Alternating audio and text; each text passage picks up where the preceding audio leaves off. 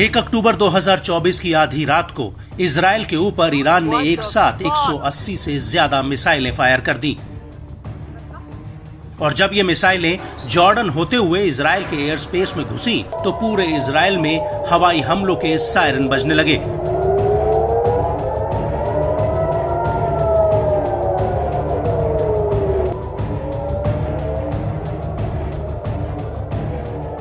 और लोगों के बीच भगदड़ जैसे हालात बन गए और उसके कुछ ही घंटों बाद यमन के हूती ने इजराइल पर कुद्स 5 क्रूज मिसाइल फायर करने का दावा किया था।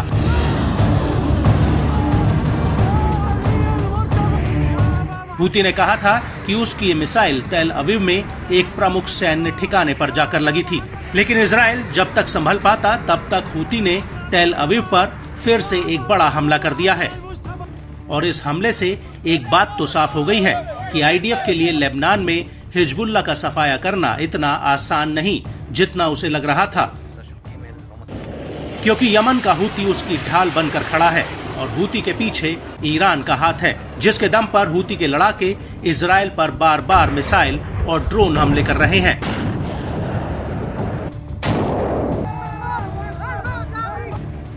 दरअसल 2 अक्टूबर 2024 की रात को हूती ने इजराइल पर एक साथ कई जाफा ड्रोन दागे। रिपोर्ट्स के मुताबिक हूती ने तेल अवीव और उसके आसपास के इलाकों पर ये ड्रोन फायर किए और हूती के इन हमलों को लेकर इजरायली मीडिया ने कहा कि करीब 2000 किलोमीटर की दूरी से यानी यमन से करीब 5 ड्रोन तेल अवीव की तरफ दागे गए। इनमें से पहला ड्रोन रात करीब 2 बजे तेल अवीव में घुसा और इसके बाद तेल अवीव में 3 बड़े धमाकों की आवाजें सुनाई दी। ये धमाके तेल अवीव समेत हेर्जिलिया और पैततिक्वा में हुए।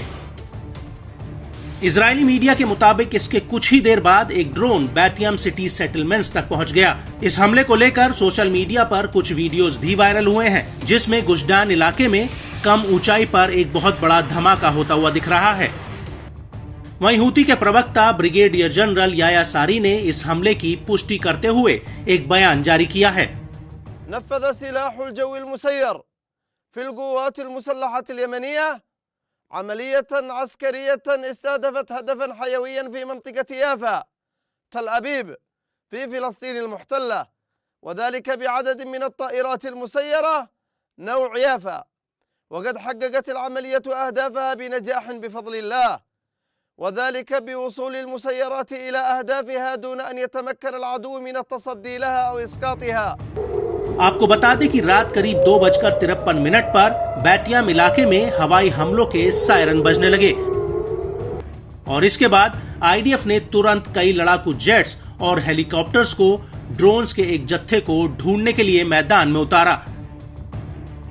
इस हमले को लेकर इजरायली सेना ने कहा कि उसने दुश्मन के 2 ड्रोन्स को मार गिराया है, जबकि तीसरा ड्रोन तेल अवीव के उपनगरीय इलाके बैतियम के खुले इलाके में जाकर फटा। वहीं इस हमले को लेकर हूती का कहना है कि उसने तेल अवीव में एक अहम सैन्य टारगेट पर सफल हमला किया है। इस सब के बीच बड़ी बात यह है कि इजराइल पर यह हमला उस वक्त हुआ जब यहूदी अपने पवित्र त्योहार रोश हशना को मना रहे थे। हालांकि इजरायली सेना का कहना है कि हूती के इस हमले से कोई जानमाल का नुकसान नहीं हुआ है। आपको बता दें कि आईडीएफ ने इजराइल के तटवर्ती इलाके में सबसे पहले एक ड्रोन को इंटरसेप्ट करके मार गिराया और इसके कुछ ही देर बाद तेल अवीव के समुद्र किनारे 2 और ड्रोन्स के आने की खबर मिली और इसके बाद आईडीएफ ने इनमें से एक ड्रोन को ढेर कर दिया, जबकि एक ड्रोन खुले इलाके में जाकर फटा।